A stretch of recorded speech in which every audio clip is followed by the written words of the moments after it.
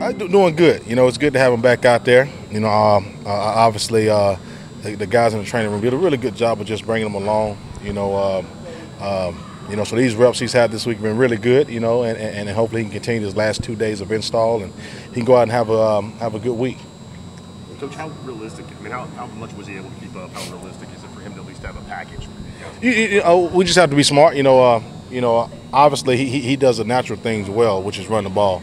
And we'll pick and choose our spots to put him in some pass plays and some specialty plays, but he's one thing that helps him is that he's smart. So he's really taking advantage of the mental reps and just watching film on his own. So we'll see. I mean, we're excited about what he brings to the table, and how much he plays will just depend on how the flow of the game goes.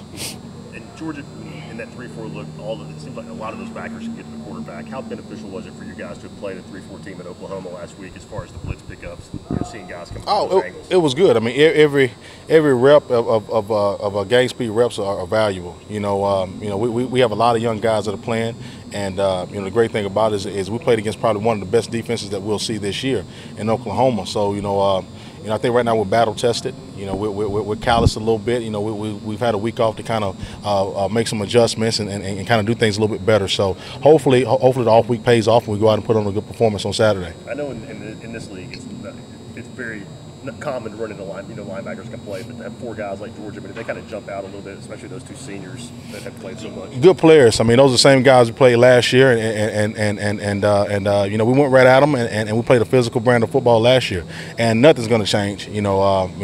Obviously, we respect those guys, but we respect who we are more than we respect them. So we'll go out and play a good football game, and they'll do what they do. Mr. Scott, do you see any way he gets on the field this week in any circumstances? Hope so. Obviously, I want to be selective and smart on the amount of reps that he gets, but he's definitely ready. But nothing's like game reps. Obviously the fact that he didn't get a chance to play the first 3 games, those are reps that you never get back. But eventually you got to push him out and see what he can do. So I'm confident in him. He runs the ball hard. He's got good ball security. So the game and the flow of the game would see if he gets in the game or not. What did you guys do to kind of keep him from falling behind because he missed so much time? Constantly watching film with him. I mean, he came in on his own, and every week I treat him like he was a travel guy. He got the same package that Marlon and Jalen got, and he was always. I asked him the same amount of questions. He took the same test. So from a mental standpoint, he was always on point. Now it's just getting out there, getting the reps, and actually getting out there and thumping. Did he run any scout team for you guys this week? Jarrell Scott. No, he ran with the offense this week. Okay, who took over for Paul running, simulating Gurley this week? I don't know. Okay. No, I don't know. Is there room for 4 backs to get playing time, and you guys? Probably not.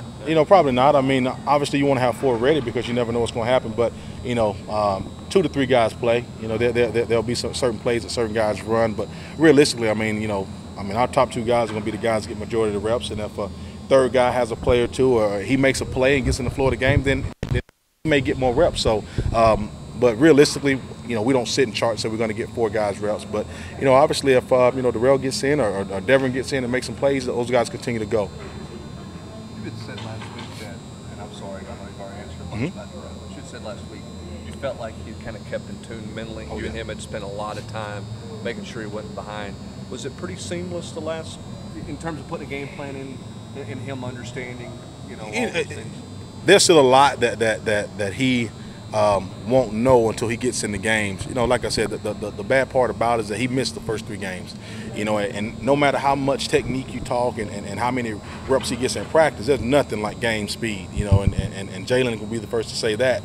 So the fun part for him is that he's going to get a chance to play this week. The fun part for me is that it's going to be against Georgia.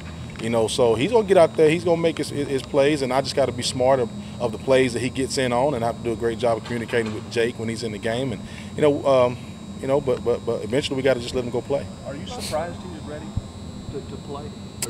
No, mentally, not so much physically. No, I'm not. He's smart. He's a smart kid. He doesn't do much other than football. And I think Jason, those guys in the training room did a great job and had a great plan for him. And this was strategically thought out. I mean, he probably could have played a little bit last week, but we just wanted to get to a bye week and, you know, get him to this game.